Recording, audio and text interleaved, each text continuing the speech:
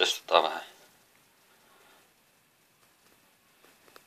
video kameraoptiota. Kyllä. Termax pitää kämpän lämpimänä. No, tässä on vähän niin heikko volastus on tuolla ja tässä nyt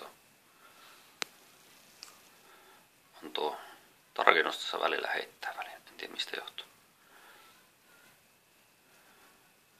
Mutta kumminkin tää tulee, se ainakin täältä näytöltä näyttää aika hyvältä näyttää tämä. Kun vähän rakennekuva kyllä on.